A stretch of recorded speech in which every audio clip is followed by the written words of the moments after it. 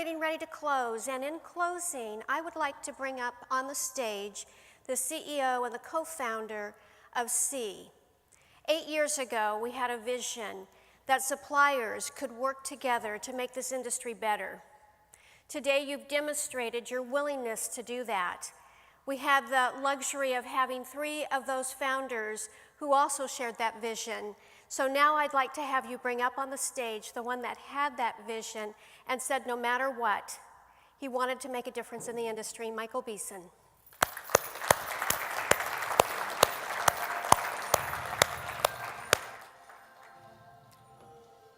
Thank you. Well, I'll just be quick, but I won't be too quick unless I can change slides. I don't think it's any accident that 80% of the SEE suppliers are telling us that they've captured more market share this year over 2010. I just don't think that's an accident. There's a lot of suppliers out there, and we've talked to a lot of them that aren't engaged in the SEE process. They're not getting the same results. That leads me to the belief that there's a competitive advantage that SEE suppliers have. If you connect the dots to what's going on in the industry, it's pretty easy to see. Today's program kind of, step by step, laid out a bunch of dots that you can connect pretty easily, can't you? I mean, isn't it pretty simple to see that the industry's changing very dramatically? Our customers are changing in how they're managing their supply chains, and that their emphasis is moving more and more towards what makes you a risky supplier.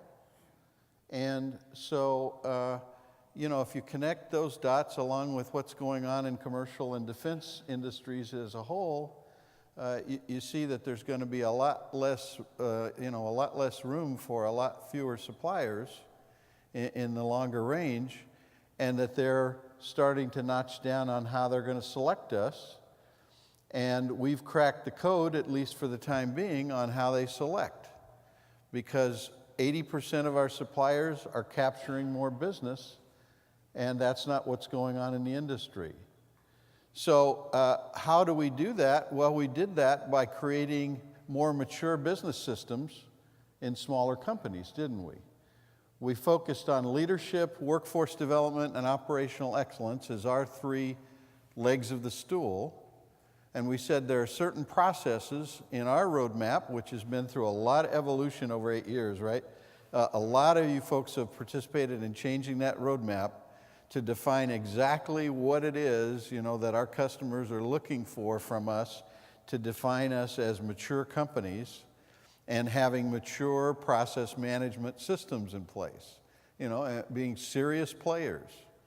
That's part of their risk profile. Unfortunately, they don't just look at our financials, and they're starting to look more at our financials, but they also look at how we're running our companies. And if we're not performing at 100% on time and 0 PPM, then they really look carefully at us. And most of us aren't yet at that level. Of course, that's the level that we've got to target. You can hear that, in the comments. So it's very clear, if you connect the dots, that developing a mature business system in your company that's appropriate to our size, of course, is attractive to our customers, and we win more business when we do that. Okay, so we just have to extend that out. Now, what we've done today and what we've heard, first of all, from our excellent supplier companies, Todd, Bill, and Mario shared results that are just outstanding. I've talked to our customers in the room. They agree that those are outstanding results. That's the stuff that we all love to see. It's a guiding light and a beacon for all of us. Those kind of results and the kind of work that you folks are doing is what SEE is about, is just, having the front runners get out there and get results and then come back and share that with everybody else. Somebody said that success is a ladder. With one hand, you reach up and grab the rung above. With the other, you reach down and help the fellow below. That's what's going on in SEE. And I applaud Bill and Todd and Mario today for taking the time to do such excellent presentations that provide that kind of leadership. And, you know, Doug's message, you know, are you ready to change? Excellent time for us to take a look at that, you know. As leaders, we have to build change-ready companies. There's a well-known story about Shell Oil being 7th in the industry, but spending 10 years educating all their management team on the different scenarios that might happen and what they would do to change if those ever happened. And one of those scenarios that all of the Shell managers knew very well was the scenario of a worldwide oil crisis. And so when that happened, everybody in Shell knew exactly what to do because they'd practiced that scenario before many times. And being change ready as a company won them a number 3 position in the marketplace, moving up from number 7 while everybody else was trying to figure out what to do. We have the same potential competitive advantage, you know. If we've identified our strategies and we know what it takes to compete in this new economy, and we seem to have that, then we just keep working our strategy. Now, if things get rough and we take our foot off the gas, well, then you can see what's going to happen. Our customers have done an excellent job of sharing with us today, what that's going to look like. Dan, you did an excellent job of showing us the tiered integration strategy that's going to affect us all. Really, we've said that we're not going to be selling to primes. Can't you see from the discussions we've had here today that we're going to be selling to tier ones or integrators or people that are further down that food chain? That's the way this is going to fall out. If you're still sending your people out to sell to primes because you feel that they're the rainmakers, well, they are, but good luck, getting in the door. Meanwhile, you may be wasting time because you're not developing relationships at the levels that are going to be placing, all the orders, because these guys are moving that business down the chain. And so, Dan, thanks for making that very clear. And of course, John, look at the refocusing that's going on with integrity and values in the industry. We're all feeling the sting of all of the things that have happened, and that's causing a recommitment among all of our, large companies to, integrity and values. And John did an excellent job of pointing out that, in many places in his presentation. And then finally, Frank, the greatest question of all, are we ready? Obviously we weren't ready. The thing is, we've known for 10 years that this integration strategy and this new supply chain was going to happen. It was just talked about 10 years ago, but, it's become painfully obvious that it's happening right now. And the companies that were at 100% on time and 0 PPM and had the processes and systems in place to sustain that, are ready. And, for the rest of us who aren't at that level yet, then we've got some work to do. It's not just achieving that, though, because, really some of our speakers pointed out that it's very expensive to do that. You saw Todd speaking about the performance and how good the performance was, certainly, in the top gold tiers of performance, but it was costing too much money to do that. Eventually, our customers will keep pushing us for that performance level, and if we don't have a strategy in place to achieve it without spending a lot of money, we'll put ourselves out of business. It'll just cost too much because increasing quality and delivery costs too much in the old traditional ways. So unless we have a roadmap and a step-by-step process for implementing, we're likely to do what Frank warned us about. Adding inventory is a Band-Aid and it isn't a solution to a problem. But there are still buyers and purchasing agents who, faced with the fact that you're not performing, will certainly recommend that you add inventory. I think we did a little video about that. If you just add 3 months of inventory, your performance will be fine with us. But, as Frank pointed out very astutely, that flow isn't about that, and that's not the solution to our problems. It just drives up our costs And our customer doesn't want to pay for those costs, so eventually puts us out of business. So the solution then is to have a step-by-step process for implementing, which is the roadmap. And we've made that as simple and easy as possible to follow, and you've seen that a lot of people have followed it and they've gotten down that road. But what does it take? All of your speakers are CEOs. It takes executive level commitment to do this. It's just something that I have to decide as an owner of a company. We're going to commit to this path. We're going to go down this path, and we're going to keep doing it until we learn to walk. We're not going to quit until we do. So I acknowledge and appreciate all of the speakers, because if you connect the dots, I think you've got the whole message. Yesterday and today, we got the whole message. And then tonight, we're going to see the result of all of that is, the other function of C, which is to run a national supply chain awards and acknowledge a lot of the suppliers who have done so good at this. So finally, there are 3 words in our name, aren't there? Supplier. Our plan is to focus on suppliers and your performance and your well-being. And we plan on making sure that we're known for excellence. Our strategy is that our customers can look at C and say, these are the guys that are promoting excellence throughout the industry. They'll speak at our supplier conferences at a drop of a hat and talk about raising the bar. We're in sync with them. If they speak to our suppliers, they're going to be delivering a message peer-to-peer that we want those suppliers to hear. Excellence means that we're known for, conducting conferences throughout the industry and site visits, benchmarking site visits, that illustrate excellence, and they're open to everybody. All right? So we're leading that charge, but, we're opening our doors to, invite everybody in the industry in, those who want to come. And finally, excellence, our last part of our name is an alliance.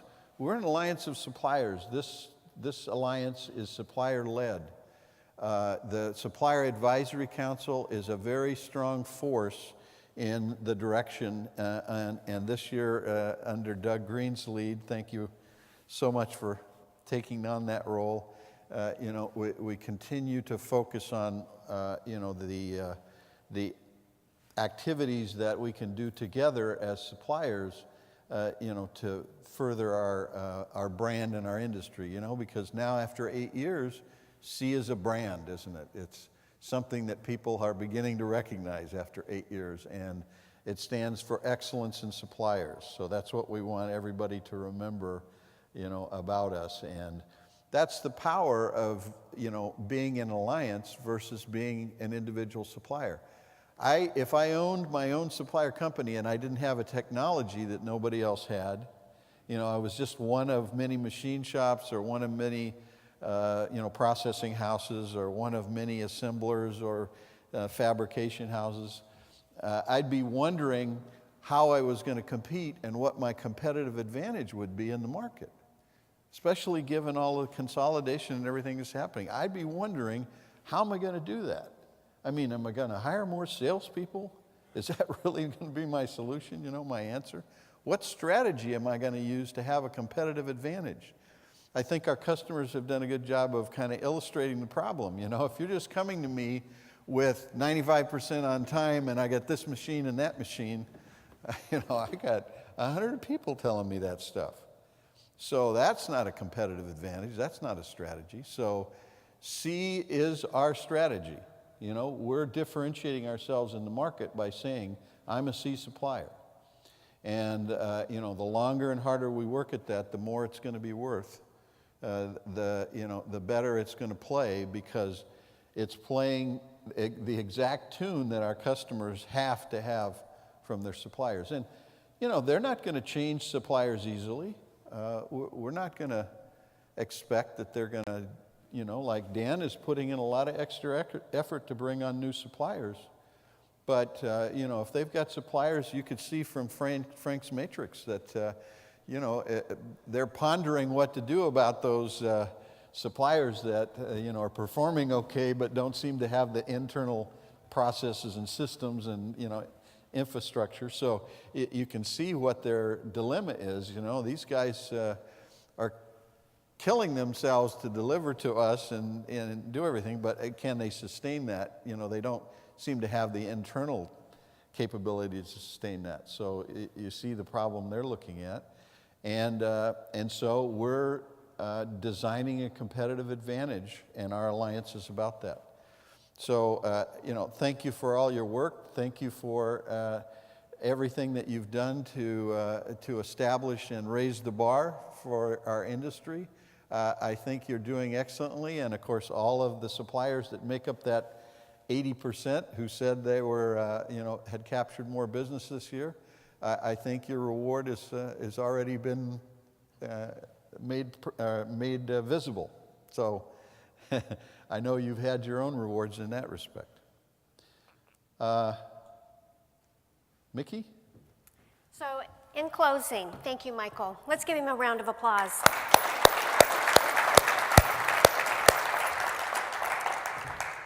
I would once again like to thank every one of you who have been event sponsors for this conference.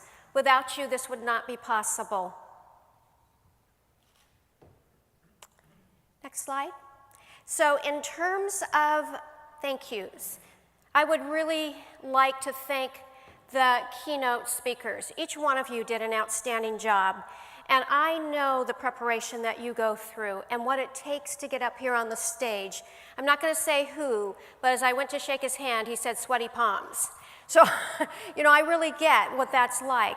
I'd also like to thank the Supplier Advisory Council, your leadership, and for Doug Green and the hours that he's put in to make sure that this conference would be a success, as well as each and every one of you that are part of that group. You stand out as the leaders. You want to be leaders, and you're willing to help others. I think the one thing that became very real for me yesterday in the Supplier Advisory Council Board meeting was the fact that 2012 is about growth. They're intentional about growing C. And the one thing that I'd like to say about that is, first of all, growing C has always been the thing that will make us strong. But I'd really like for you to think about owning growing C as well, each and every one of you. You have suppliers that you do business with. You have customers. We're going to grow our staff this next year in order to support that. But that growing of C starts with you individually. And collectively, then, we can grow to a group that is to be reckoned with in 2012 and on as the supplier of choice for all of our customers. I'd also like to thank the C staff. I know what it takes to make this conference, as well as any conference we do, a success. But as we end this year, I know the hours that you all put into making this successful, and I'm honored that I have the opportunity and have had the opportunity to work with you for years. Without you, there would be no C as well. And then lastly, we've had such a great partnership with the Hyatt. The Hyatt has gone out of its way to make it possible for us to do our conferences here and to always be a partner in terms of us keeping our costs down. So I'm very grateful. Now, as we begin to go into the evening, we will start at 6. So cocktails, be here, be ready for a great celebration. Those of you who are semifinalists, again, you stand out amongst the best of the best. You've given your heart and soul and dedicated your entire workforce to making it a better place for everyone. So tonight, the celebration is on. I know that there is a suite number, a 711, that is actually doing an after party. So I know that if you didn't think you were invited, I just invited you. So bring on the extras, Doug. And with that, from the bottom of my heart, I thank you for being here, and I thank you for being such a commitment to excellence. I'm honored to be a part of your team. So God bless you. Have a wonderful next few hours. See you at 6.